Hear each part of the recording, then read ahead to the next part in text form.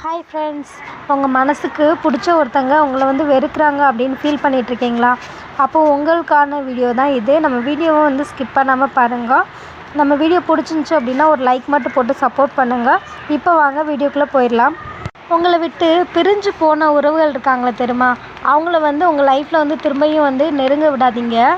எதனாலனா திரும்பவும் வந்து அதே வழியை உங்கள் லைஃப்பில் உங்களுக்கு கொடுத்துட்டு போகிறதுக்கு அவங்களுக்கு வந்து ரொம்ப நேரம் ஆகாது. அப்படிப்பட்ட ரிலேஷன்ஷிப்லேருந்து நீங்கள் விலகி இருக்கிறது வந்து உங்களுக்கு தான் வந்து நல்லது. நம்மக்கிட்ட இருந்து பிரிஞ்சு போன உறவு பார்த்திங்கன்னா என்றைக்குமே வந்து நம்மளுக்குள்ளே வந்து வாழ்ந்துக்கிட்டு தான் இருக்கும்.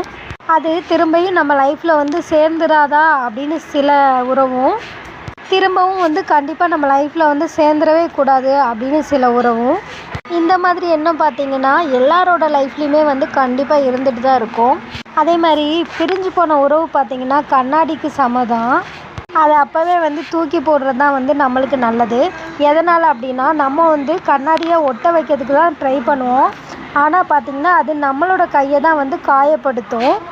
எல்லா உறவுமே வந்து கண்ணாடி மாதிரி தான். அந்த உறவு உடையிற வரைக்கும் பார்த்திங்கன்னா ஒரே முகத்தோடு தான் இருக்கும். ஆனால் உடஞ்சதுக்கப்புறம் பார்த்திங்கன்னா அதோட பல முகங்கள் வந்து நம்ம பார்க்க முடியும். நீங்கள் அதிகமாக நேசித்த ஒருத்தங்க உங்களை வெறுக்கிறாங்க அப்படின்னா அந்த இடத்துலேருந்து அமைதியாகவே போயிருங்க. எதனால் அப்படின்னா நீங்கள் அனுபவித்த வழியை வந்து அவங்களும் வந்து அனுபவிக்க வேண்டாம் அப்படின்ற ஒரே ஒரு ரீசனுக்காக. நம்ம என்ன தான் வெளியில் சிரிச்சிட்டு இருந்தாலும் மனசுக்குள்ளே நம்ம தனிமையில் இருக்கும்போது நம்ம அழுதா வந்து துடைக்கிறதுக்கு நம்ம கை மட்டும்தானே நம்மளுக்கு இருக்குது அப்படின்னு வந்து தோணும். கோவமும் அழுகையும் நம்மளுக்கு வந்து சட்டுன்னு வருது அப்படின்னா நம்மளோட மனசு வந்து ரொம்ப நாளாக வந்து ஒரு ரணமாகி இருக்குது அப்படின்னு தான் அர்த்தம். ஸோ அது பார்த்திங்கன்னா பல வழிகளை வந்து கடந்து வந்திருக்கோம். அந்த ஆதங்கத்தை போய் யார்கிட்ட போய் கொட்டி தீர்க்கா அப்படின்னு ஒரு நிலையில் வந்து இருக்கும். ஸோ அந்த டைமில் வந்து நம்மக்கிட்ட யாராவது பேசும்போது பார்த்திங்கன்னா நம்மளே அறியாமல் நம்மளுக்கு வந்து கண்ணெல்லாம் கலங்கிரும். அதே மாதிரி நம்ம வந்து பண்ணாத ஒரு விஷயத்த நம்ம பண்ணிட்டோன்னு சொல்லும் போது அந்த இடத்துல வந்து அளவுக்கு அதிகமாக நம்மளுக்கு கோபமும் வர்றது பார்த்திங்கன்னா அங்கே தான். எப்போவுமே பார்த்திங்கன்னா ஒரு பொண்ணோட பேச்சில் நியாயம் இருக்குது அப்படின்னா அந்த இடத்துல வந்து அந்த சத்தம் அதிகமாகவே வந்து இருக்கும். அதே மாதிரி கொஞ்சம் சைலண்ட்டாக இருக்கிறாங்க அப்படின்னா அவங்க மேலே வந்து ஓகே அவங்க பண்ணது வந்து தப்பு அப்படின்னு உணர்ந்துட்டாங்க அப்படின்னு தான் அர்த்தம். உங்கள் மனசு உடஞ்சி போகிற அளவுக்கு உங்களை பேசி கஷ்டப்படுத்திட்டு அதுக்கப்புறம் வந்து எத்தனை தடவை வந்து ஆறுதல் சொன்னாலும் அதில் வந்து பலனே இல்லை.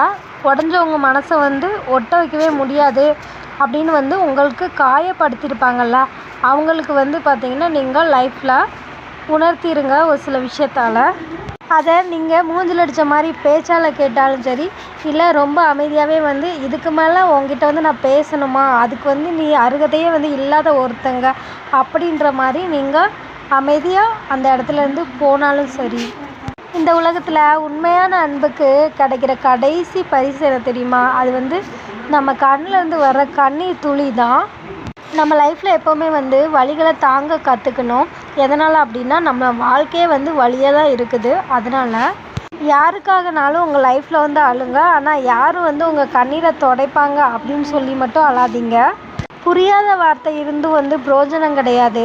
நம்ம அன்பை புரிஞ்சுக்காதவங்க கூட புரியாத ஒரு வாழ்க்கையை வாழ்ந்தும் அது வந்து பயனை வந்து தராது. ஒருத்தங்க நம்மளுக்கு அதிகமான சந்தோஷத்தை கொடுக்குறாங்கன்னா அவங்க தான் வந்து நம்மளுக்கு லைஃப்பில் அதிக வலியும் தரப்போகிறாங்க அப்படின்றத பார்த்திங்கன்னா நிறைய பேருக்கு வந்து புரியுறது கிடையாது. ஆனால் அதுதான் வந்து நிஜம். இதை வந்து லைஃப்பில் வந்து நிறைய பேரால் புரிஞ்சிட்டு இருந்திருப்போம். அனுபவத்தில் நீங்கள் ஆவேசத்தோடு பேசுகிறத விட பொறுத்து கொள்கிறதே பார்த்திங்கன்னா நல்லது. உங்களை காயப்படுத்திட்டு போன அவங்களுக்காக இல்லை, உங்களோட நிம்மதிக்காக. லைஃப்பில் புரிதல் இருந்தால் மட்டும்தான் அந்த ரிலேஷன்ஷிப் வந்து பார்த்திங்கன்னா லாங் டைம் வந்து ட்ராவல் பண்ண முடியும். அதை விட்டுட்டு அன்பு மட்டும் சும்மா இருந்தால் போதாது. ஸோ இவங்க வந்து நம்மளை இப்படி வெறுக்கிறாங்களா, இப்படி பேசுகிறாங்களா அப்படின்னு நினச்சி நீங்கள் ஃபீல் பண்ணுறத விட இவங்க இப்படி தான் அப்படின்ற மாதிரி நீங்கள் எடுத்துக்கிட்டு உங்கள் லைஃப்பில் மூவ் ஆன் பண்ணி போங்க. அப்போ தான் வந்து உங்களோட லைஃப் வந்து சூப்பராக இருக்கும். இது மாதிரி அடுத்தடுத்த யூஸ்ஃபுல்லான வீடியோஸ்க்கு நம்ம சேனலை மறக்காமல் சப்ஸ்கிரைப் பண்ணிக்கோங்க. பெல் ஐக்கானை கிளிக் பண்ணி ஆல்ன்ற சிம்பிளை ப்ரெஸ் பண்ணிக்கோங்க. அப்போ தான் நம்ம போடுற ஒவ்வொரு வீடியோஸும் உங்களுக்கு இமீடியட்டாக ரீச் ஆகும். தேங்க்யூ. ஹாய் ஃப்ரெண்ட்ஸ், உங்கள் மனசுக்கு பிடிச்ச ஒருத்தங்க உங்களை வந்து வெறுக்கிறாங்க அப்படின்னு ஃபீல் பண்ணிட்டு